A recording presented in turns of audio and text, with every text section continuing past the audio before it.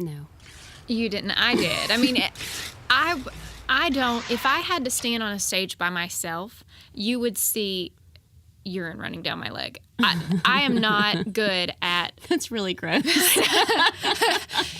It scares me to death to be up somewhere by myself. To be with her, I feel like I'm sitting in my living room. It doesn't matter where we are. We could be at the Ryman on stage, or we could be in our living room. It's very comfortable. But to be by myself, it would be very scary. I don't know why that is. I guess we're better together. I'm the younger sister, and I've bossed you around all these years, maybe. Yeah, and I'm like, well, if she's up here, we must be doing playing's good, so. very second nature for us.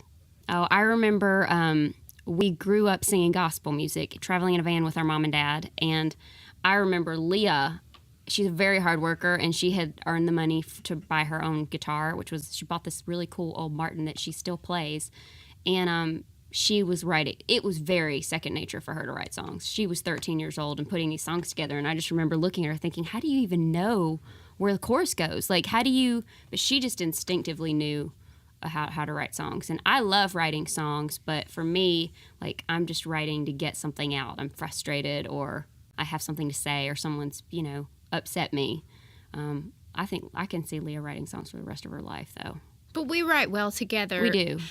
In songwriting, I think one of a very important thing, especially when you're writing it for yourself, is knowing, the difference between, okay, I want this great line to be in the song, and then also as an artist, I don't care how great that line is. That line can be so wonderfully written, but if it doesn't speak to us, then it doesn't matter. It's not wonderful. I'll have an idea usually, and Leah will help me put the song together. And most of the time we'll have a third person in the room, but and sometimes songwriting can be really depressing because it can take a really long time to get something out, and other times you'll find that spark, and the song will be written, in a few hours or in a few days, and that's when it's exciting. And when you get to say it, and you're up there singing how you feel. We don't write about things we don't know.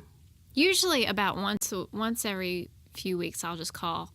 It's usually in the morning because I get up early and I work on songs in the morning, and I don't call her till 9 because she's not up, and I'll just call and put the phone in. Okay, hang on, just a minute. Just I know you're not awake yet, but just listen, and then I'll play her whatever I've been working on that morning. And usually the first thing is, you know what you need to do with that. I always say it's good. I figured you were going to say that, but I'm talking about the gist of it. Do you like the gist of it? Yeah. Our mom started homeschooling us when I was going into the 9th grade. You were going in the 10th. And we have a brother also. He played drums at the time, but being that he would go to sleep on them, he started playing guitar. Literally, he'd go to sleep on the drum set. But our parents started homeschooling us, and they quit their jobs, and they took the 3 of us on the road. We kind of started playing at some churches, and then 10 churches a year turned into 50, and 50 turned into 200, and before we knew it, we were homeschooling and traveling across the country. Our dad would be like, we'd do a love offering, and I remember one time we drove all the way to Virginia, and we got in the car, and Dad's like, well, kids, there was a lot of love, but there wasn't a lot of offering in there tonight. So sometimes we drive across the country for $50, but our parents are, to their credit, they always raised us to just believe in our dreams. They believed God created us for a purpose, and they wanted us to live up to that expectation, whatever that was. And so they always encouraged music and, whatever else we decided to do. So for them, even though for most people you'd be like, oh my gosh, you quit your job so you could go play in a church with your kids.